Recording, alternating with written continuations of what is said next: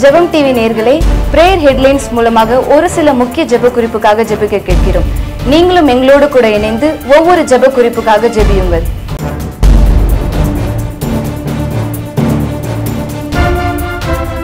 தூத்துக்குடி மாவட்டம் தருவகுளத்தை சேர்ந்த அந்தோணிராஜ் என்பவரின் விசைப்படகில் சென்ற 6 மீனவர்கள் நடுக்கடலில் படகு பழுதாகி கடலில் முழுகத் தொடங்கிய போது அவ்வழியாக வந்த தூத்துக்குடி மீனவர்கள் படகையும் மீனவர்களையும் மீட்டனர். நீ தண்ணீர்களை கடக்கும் போது நான் உன்னோடு இருப்பேன் என்றும் ஒருவருக்கு ஒருவர் ஒத்தாசை செய்து திடன் கொள்கள் என்று சகோதரனுக்கு சகோதரன் சொல்லுகிறான் என்ற வார்த்தையின்படி மீனவர்களை மீட்ட தூத்துக்குடி மீனவர்களை கர்த்தர்தாமே ஆசீர்வதிக்கவும், மீனவர்களின் ஒவ்வொருவரின் பாதுகாப்பிற்காகவும் மீனவர்களின் நலனுக்காகவும் நாம் பாரத்தோடு ஜெபிப்போம். கேரளாவில் நீ ரொம்பவும் ஒல்லியாகவும் கேவலமாகவும் இருக்க, எந்த வேலைக்குமே போகாம வெட்டியாம வீட்டில் தண்ட சோறு சாப்பிடுகிற, வரதட்சணை கொடுக்க கூட துப்பு இல்லை என்று தினம் தினம் தன்னுடைய மனைவியை உருவக்கேலி செய்தும் வரதட்சணை கொடுமை செய்து தற்கொலை செய்து தாய் வீட்டிற்கு தெரியாமலே மனைவியை அடக்கம் செய்த கணவர் கைது. அவர்களிலே கொலை செய்யப்பட்டவர்கள் வெளியே எரியுண்டு கிடப்பார்கள். அவருடைய பிரேதங்கள் நாற்றம் எடுக்கும். அவர்களுடைய இரத்தத்தினாலே மலைகள் கரைந்து போம். அவர்களை சங்ககாரத்துக்கு நியமித்து கொலைக்கு ஒப்பு கொடுக்கிறார் என்ற வேத வசனத்தின்படி உயிரிழந்த தாய் வீட்டார் ஆறுதல் அடையவும், மனைவியை கொடுமைப்படுத்தும் ஆண்கள் தண்டிக்கப்படவும், இதை பார்க்கும் ஒவ்வொருவரும் இது போன்ற செயலில் ஈடுபடும் சத்ருவுக்கு இடம் கொடாமல் மனம் திரும்பவும், மனைவியை நேசித்து குடும்பத்தை பாதுகாக்கவும் நாம் பாரத்தோடு ஜெபிப்போம். சென்னையில் ஆட்டோவில் ஏறிய பெண்ணிடம் இருவர் அசிங்கமாகவும் கேவலமாகவும் நடந்து கொண்டனர். கடவுள் போல் காப்பாற்றி கூப்பிட்டு வந்த வேறொரு ஆட்டோ டிரைவர் பரபரப்பு பேட்டி. ஆண்டவரே, இவைகளினால் மனுஷர் பிழைக்கிறார்கள். இதோ சமாதானத்துக்கு பதிலாக மகா கசப்பு வந்திருக்கிறது.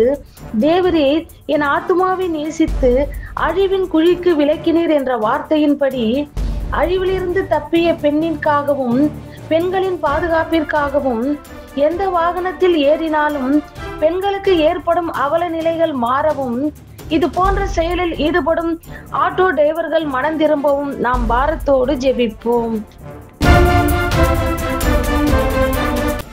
கடலூரில் மஞ்சக்குப்பம் கோயில் அருகே சாலை ஓரத்தில் குப்பை போல் மனித உடலின் எலும்புகள் சிதறி கிடந்த நிலையில் சம்பவ இடத்திற்கு விரைந்து வந்த போலீசார் யாருடைய எலும்பு என விசாரணை. பூமியின் மேல் ஒருவன் மரத்தை வெட்டி பிளக்கிறது போல எங்கள் எலும்புகள் பாதாள வாய்க்கு நேராக சிதறடிக்கப்பட்டிருக்கிறது என்ற வார்த்தையின்படி மனித எலும்புகளை மாந்திரக செயலுக்கு பயன்படுத்தும் மந்திரவாதிகள் மனம் திரும்பும்படியாகவும், இது போன்ற சம்பவங்கள் இனி எப்பொழுதும் எங்கும் நம் தேசத்தில் நடைபெறாமல் இருக்க நாம் பாரத்தோடு ஜெபிப்போம்.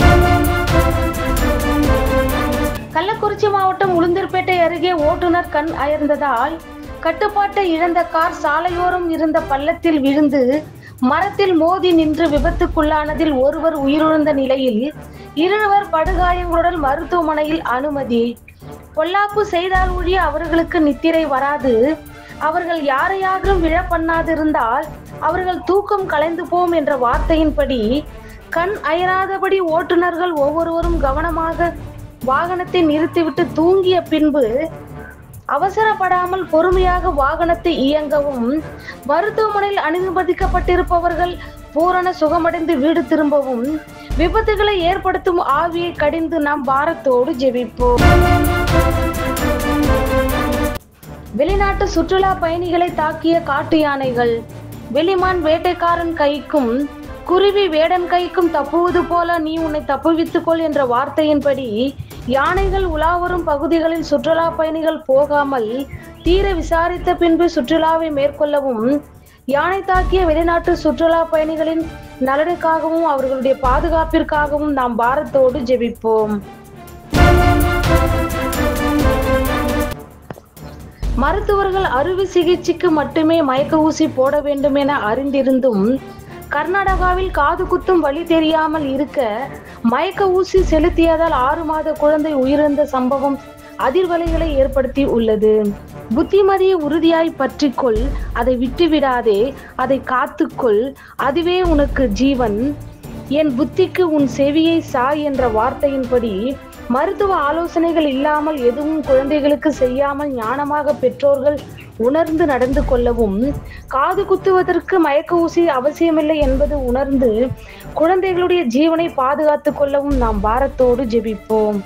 ஜெபம் டிவியை பார்த்து ஜெபித்து கொண்டிருக்கிற ஒவ்வொரு கர்த்தருடைய பிள்ளைகளையும் ஆண்டவராகிய இயேசுவின் நாமத்தினால் ஆசீர்வதிக்கிறோம். இப்போ நீங்கள் பார்த்த எல்லா செய்திகளையுமே ஜெபங்களாக உங்களுக்கு மாற்றிருக்கிறோம். நிறைய ஜெப குறிப்புகளையும் ஜெபம் டிவியில் கொடுத்துட்டே இருக்கோம். பார்க்குற நீங்கள் இதுக்காக ஜெபிங்க ப்ளீஸ்.